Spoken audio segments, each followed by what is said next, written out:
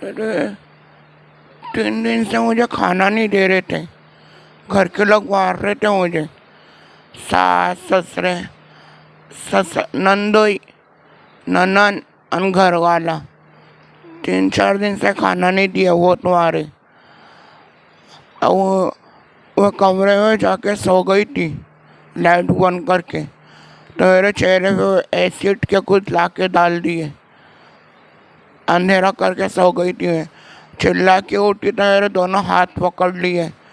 हो डबल से मेरे नंदोई ने और मेरे ननन ने डाले। मेरे नंदोई ने भी मुझे मारे थे। मेरी सास ने मुझे वाल पकड़ के मारी जब थी। आप सो रहे थे जब भी आपके साथ ये सब किया गया? हाँ इससे पहले भी आपको टॉर्चर किया जाता था क्या? हाँ, टॉर्चर करते थे दे। आपकी शादी को बताया जाता है 6 महीना 6 हो महीना चुका। होगा।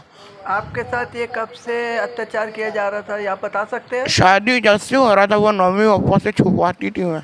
क्यों आपको टॉर्चर किया जाता था, वजह क्या है? आप देश दान के बारे में, सोना चांदी के बारे में। सोना चांदी दहेज आप पे हाँ प्रेशर डाला जाता था दहेज के लिए, दहेज लाने के लिए?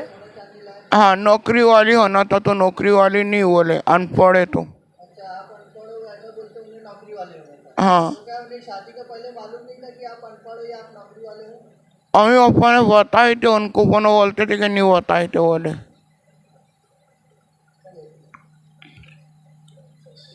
मेरा घर वाला रोज मुझे कमरे में मारता था, रोज रात को। तो आप अपने वालिद साहब को या अपने पेरेंट्स को बताते नहीं थे क्या? नहीं बताए। मम्मी पापा 1 हफ्ता पहले मेरे घर पे आके गए थे, पर मैंने मम्मी पापा को हंसते खेलते रही उनके सामने, नहीं बताई। मैं ईजान, और अभी हम खड़े हैं नागपुर शहर मेडिकल हॉस्पिटल में, और मेडिकल हॉस्पिटल में क्रिटिकल एक्सीडेंट आया है जिसके बारे में हम जानना चाहेंगे। और ये एक्सीडेंट ये है कि बताया जाता है कि गुजरात की रहने वाली लड़की है जो कि एवत महल में बिहाई गई थी। उसे एवत महल में जो उसके ससुराल वाले थे उस पर टॉर्चर करते थे कि उसे जला दिया गया। तो हम उनके वालिद साहब से पूछना चाहते हैं कि ये कहाँ से और इनको कब खबर लगी? हमीद दाऊद शेख। हामिद दाऊद शेख, तो आप मुझे बता सकते हैं कि क्या मसला हुआ जिसकी वजह से आज इतना बड़ा हादसा हो गया? हमको भी हम लोग 10-12 दिन पहले उसको मिल के गए यहाँ पे, तब हमको कोई पता नहीं चला कि भाई इनमें क्या है इस पे। तो आप मिले कहाँ पे? आपका ये आपकी बेटी को कहाँ दिया गया था और आप कहाँ के रहने वाले? दिया गया था, मैं रहता हूँ गुजरात, अच्छा। सूरत डिस्ट्रिक्ट में, गुजरात, बारडोली। तो इसको 2-3 रोज से तकलीफ दी जा रही थी, मारा जा रहा था, पीटा जा रहा था। तो मुझे फ़ोन आया तो मैंने बेटा बोला मैं आऊँगा वहाँ पर, थोड़ा 2 दिन रुक जा। मेरा जो लड़की का लड़का दाखिल था उसके लिए मैं टाइम नहीं निकाल सका, और जिस रोज मुझे सवेरे आने का था तो रात में लोग ने ऐसा बना लिया। तो उसको कब से टॉर्चर किया जा रहा था? 2-3 रोज से उसको मारपीट चल रही थी, मुझे फ़ोन भी किया था उसने। 2-3 रोज है, जैसे शादी होने के बाद से ही टॉर्चर किया जा रहा था? और टॉर्चर किस लिए किया जा रहा था? दहेज के बारे में कुछ रकम मांगते थे, सोना चांदी के बारे में उसने हमको बताई भी थी 1-2 बार। हमने कहा कि बेटा बोलते घर में चलते रहते ये बातें। जैसा कि अभी हमने लड़की से बात किया, बताया जाता है कि उसे ये समझा गया था कि वो गवर्नमेंट जॉब है या ड्यूटी वाली है या खूब पैसे वाली है। तो ऐसा कुछ आप लोगों की शादी के पहले बात हुई थी या नहीं हुई थी? मैंने बता दिया था कि लड़की अनपढ़ है, उसको कुछ आता जाता नहीं है, यानी अनपढ़ है। लड़की अनपढ़ होने की वजह से हम लोग ने उस पर इतना अत्याचार किया। तो आप मुझे बता सकते हैं कि एफआईआर कब ली गई, लड़की के ऊपर हादसा कब हुआ, उसके ऊपर एक्सीडेंट कब हुआ और किस तरह से जलाया गया उसे? इसको जुमेरात की रात में 11 बजे हमको, जैसा 10-11 के दरमियान में हमको मालूम पड़ा, और मुझे भी नहीं फ़ोन किया। उन लोग ने मेरे साड़ू रहते हैं अरवी के अंदर, उनको फ़ोन किया, और उनने फ़ोन मेरे लड़के पे किया, मेरा जो छोटे वाला लड़का, उस पर लड़के ने मुझे मालूम किया कि आपकी लड़की को जलाया गया है। तो किस किस चीज़ से जलाया गया ये अभी तक आपको रिपोर्ट मालूम पड़ा? नहीं नहीं। जिसके हिसाब से देखा जा रहा है कि आपकी लड़की काफ़ी जल चुकी है। और अब हम आपकी इनकी लड़की की पहले की फ़ोटो बताएंगे और फिर बात की आपको ब्लर करके वीडियो बताएंगे कि इनकी लड़की किस तरह से जली और किस तरह से उस पर अत्याचार किया गया है। तो ये जो अत्याचार करने का इनका जो तरीका था या इनका जो टाइमिंग था, ये कब से था, ये कब से कर रहे थे? शादी के 1 महीने बाद से शुरू कर दिया था उन्होंने। शादी के 1 महीने बाद से जब वो बर्दाश्त कर रही थी लड़की, हमको नहीं बताना चाहती, क्योंकि हम लोग है ना, उसकी अम्मा भी मैं भी है ना, तो दुखी रहते हम लोग तबीयत के एतबार से। ये खुद गरीब घर के है, लेकिन इनकी जहाँ लड़की बिहार के गई थी वहाँ पे बताया जाता है कि दहेज के को लेकर खूब टॉर्चर किया जा रहा था। तो 1 महीने से जो टॉर्चर किया जा रहा था तो आपको बताया नहीं गया था।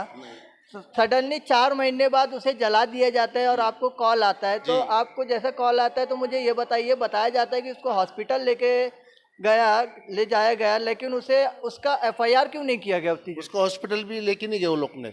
जिस रात में हुआ है, जुमेरात की रात में, वो 10 से 11 बजे के दरमियान में हुआ है, लेकिन उन्होंने रात भर भी अपने मकान में रखा और 12 बज के तो मैं टोचन फ़ोन करते रहा, वो लोग ने कुछ बात पे ध्यान नहीं लिए। यानी रात में 11 बजे जलाया गया। हाँ, जुम्मा के दूसरे दिन, जुम्मा का दिन, उस रोज वो लोग 12 बजे तक उसको दाखिल नहीं किए। तो मैंने सगे वाले रहते मेरे साले के समधी रहते हैं, उनको मैंने फ़ोन किया सलीम भाई करके। यानी जुमेरात की रात को 11 बजे जलाया गया और जुमे के दूसरे दिन उसको 12 बजे हॉस्पिटल लेके जाया गया। पूरे 12 घंटे हो चुके थे उसे जल के। तो आप जब हॉस्पिटल पहुंचे तो आपको आपकी लड़की किस तरीके से दिखी? क्या पूरी जल गई थी कि उसे बचाया जा रहा था, या क्या किस तरह से ट्रीटमेंट किया जा रहा था? उसको बचाने की कोई शक्ल नहीं थी।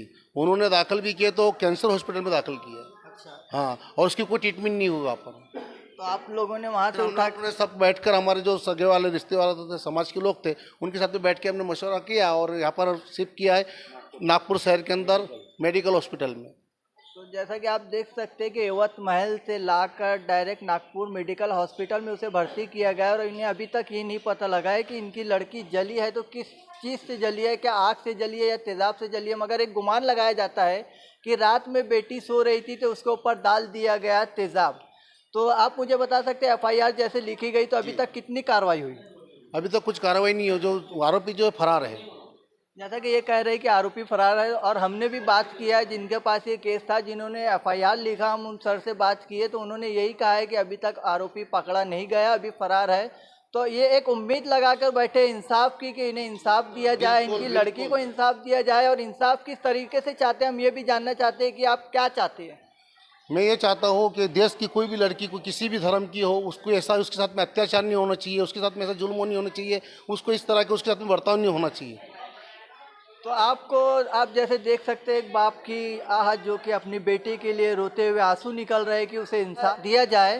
तो ऐसे ही आपको अपडेट मिलते रहेंगे, हम आपको पूरी अपडेट देते रहेंगे। IB न्यूज़ से मैं ईजान, कैमरामैन राजू के साथ।